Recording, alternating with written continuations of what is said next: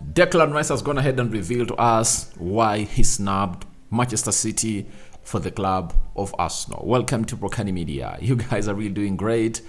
It's a Monday, chill in my country, as I've already told you, but nevertheless we move on and we obviously do the needful. We are going to talk to Arsenal players from the academy that have gone obviously to be sold and obviously leave the club of Arsenal, and confirmation is just pending, but soon the club of Arsenal is going to confirm to us that these players have gone ahead to leave the side of Arsenal. Smash the like button, comment and share. If at all you're watching us for the very first time, endeavor to subscribe to this channel so as not to miss out on stories that we do upload in here on a daily. Rokani David is my name. You can as well call me RD. We thank God for the gift of life, and let's continue to subscribe to this channel to see to it that we hit how many subscribers? 18,000 subscribers before the end of this month, and hope you guys are really doing very fine. Now, Declan Rice is the record signing of Arsenal in the Premier League. That is it. And I think he's the third most expensive player in Premier League history. We know that the most expensive player in Premier League history is Moise Caicedo from Brighton to Chelsea, 115 million pounds. Then we have Enzo Fernandez, I think 107 million pounds, followed by Declan Rice for 100 million pounds. There comes in Jack Grealish, 100 million pounds, and there comes in Romelu Lukaku at like 98 million pounds. Then others really do follow in that order. But for Declan Rice, he came in through at Arsenal, and remember, Man City had tried to hijack the deal. Why? Arsenal had made a bid of 80 plus 15 million pounds. Man City came out and made a bid of 85 plus of 90 plus 10 million pounds. Then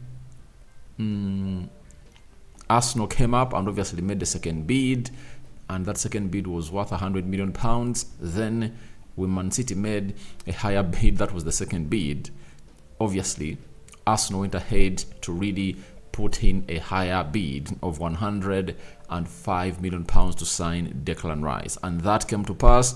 Declan Rice went to Arsenal. All of that happening, the question was, why did Declan Rice decide to snub Man City and go for Arsenal? Because when you look at the amount of money that City have gone ahead to spend, they would have gone ahead to obviously match that tally of money that Arsenal went ahead to pay, that is 105 million pounds. But they didn't. Do you know why? It was because the player told them that I'm going to Arsenal, and I think the entourage really pulled out of the deal. Now we finally get the answer from Declan Rice. Now, Declan Rice, on why he chose Arsenal over Man City and other clubs like Bayern Munich, he said, I have to say, the manager Arteta, the moment I met him, I knew he was the one I wanted to take care of my next part of my career. The way he spoke, his aura, the way he sees the game, he was on Channel 4. That is Declan Rice. So, this confirms to you how far the game has gone ahead to change, especially the game of football, that way back, it was all about the club, the sporting director, all what. But nowadays, the managers take the first shot. And after them taking the first shot, they do everything to convince the player to come to the club. Even if you're a club like Arsenal and you have a very good reputation, and the Zabi talks to a player when he's at Brighton and you're going to play in the Champions League, 90% chances are that player will snub you and obviously go to Brighton, because it's not a deal being led by the manager, because now every player wants to come and play. Even if the sporting director convinces you to join the club, it's obviously hard for a player to make a decision that will see him join that club, because it looks like it's a sporting director decision, not a club decision. That's why when a list is made, every player that is put onto the transfer list is obviously first contacted by that team manager that obviously wants him to come at the club. So that is exactly what really happened in between Declan Rice and Mikel Arteta.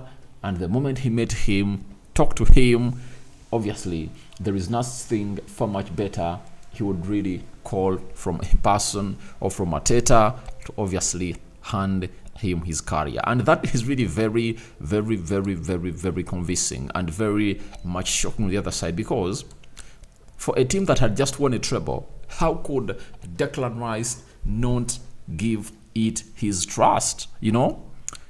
That means Pep Guardiola never really convinced him on how he's obviously going to really put him in the team. That is it, because he obviously got to know that at Man City there is Rodri, a player who is not injury prone. He plays alongside Kovacic and Kevin De Bruyne in that midfield, or Bernardo Silva. There is my fellow English player known as Calvin Phillips. He has not kicked a ball or a serious ball ever since he joined that club of Man City.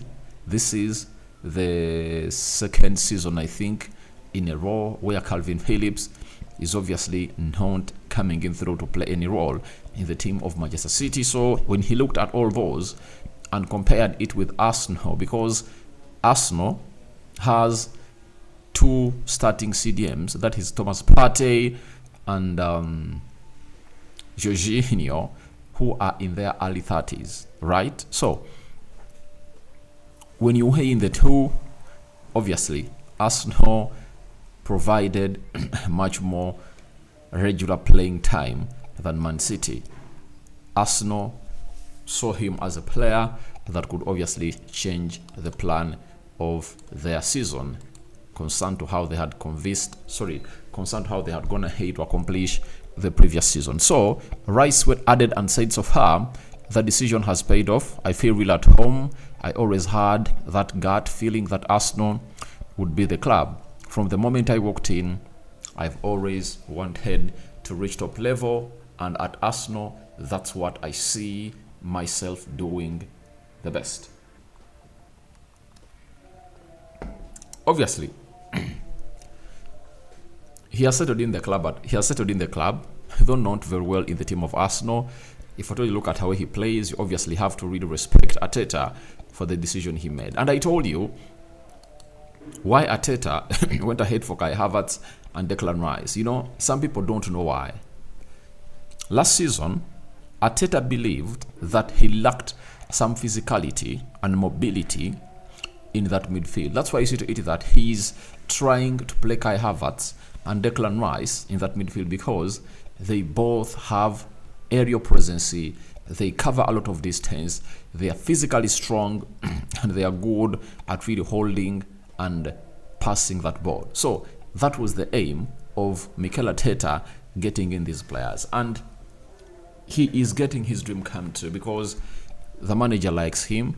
Arsenal sounded that they want to sign Declan Rice in January. It was a story broken by David Austin that Declan Rice is the priority summer transfer signing of the club of